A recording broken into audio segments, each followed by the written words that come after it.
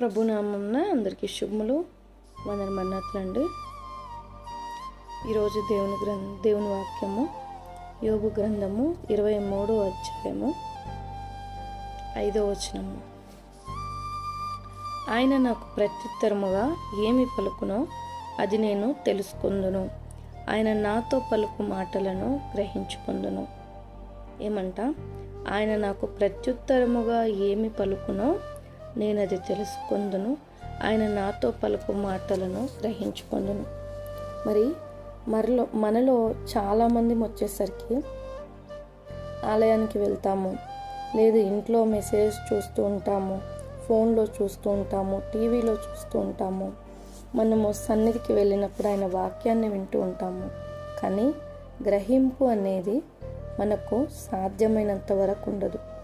ఏం చెప్తున్నారు, ఏదో విన్నాము, వాక్యం ఏం చెప్పారు, పలానా సబ్జెక్టు గురించి చెప్పారు, లేదు విన్నాము వచ్చేసాము అయిపోయింది అన్నట్టే చాలామంది. అంటే ఆలయానికి వచ్చేది 100 మెంబర్స్ అయితే 100 మెంబర్స్లో బహుశా నాకు తెలిసినంత వరకు ఒక 10-20 మెంబర్సే ఈరోజు దేవుడు నాతో మాట్లాడాడు అనేవారు ఉంటారు.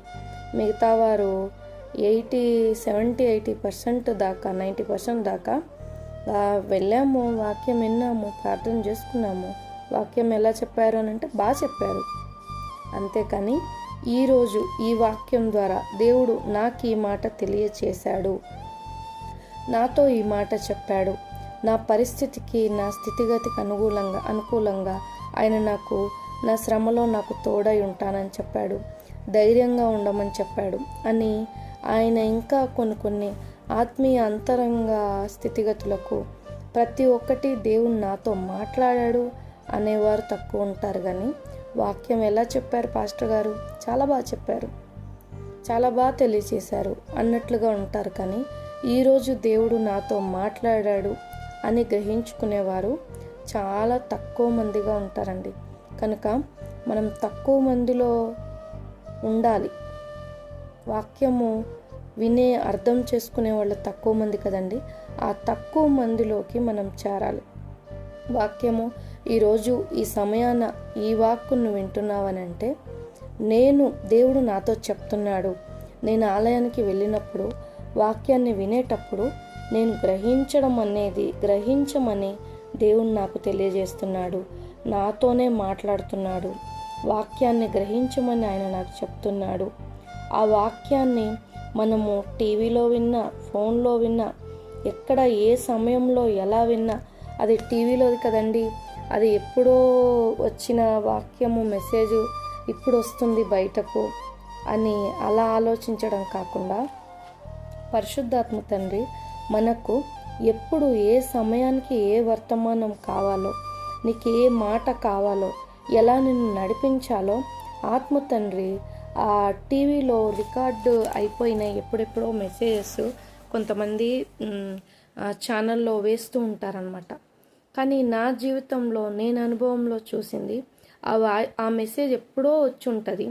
కానీ ఇప్పుడు నేను ప్రస్తుతము ఆలోచిస్తూ ఆందోళనలో ఉన్న పరిస్థితికి ఆ ఎప్పుడో చెప్పిన మెసేజ్ ఆ టైంలో నాకు అందించబడి నా జ్ఞానానికి వెలిగింపు ఇచ్చేదిగా, లేదు నా పరిస్థితిలో నేను ఎలా ముందుకెళ్ళాలో తెలియజేసేదిగా, అర్థమయ్యేదిగా ఉంటుంది.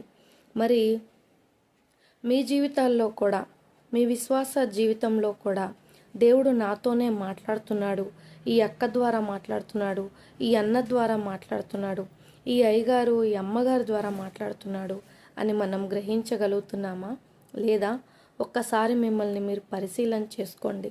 మన దేవుడు, మనం నమ్ముకున్న దేవుడు సజీవుడు, ఆయన మాట్లాడేవాడు, ప్రేమించేవాడు, నీ కోసము సమస్తము ఇవ్వగలిగిన తండ్రి. ఆయన ప్రేమను మనం గ్రహించాలి, ఆయన మనతో మాట్లాడే మాటను గ్రహించాలి, ఆయన మనకు ఏం తెలియజేయాలనుకుంటున్నాడో మనం గ్రహించాలి. అప్పుడే మనము దేవుని అడుగుజాడల్లోనూ భక్తిలోనూ మనం ఉన్నట్లు అని గ్రహించుకోండి. దేవుని యందు భయభక్తులు కలిగి ఆయన యందు వర్ధిల్లండి. అటువంటి భాగ్యము ఆయన్ని నమ్మి ప్రేమించి ఆయన వాక్కును వినే ఆయన బిడ్డలందరికీ ప్రభు దయచేయునుగాక. Amen. Praise the Lord. May God bless you all.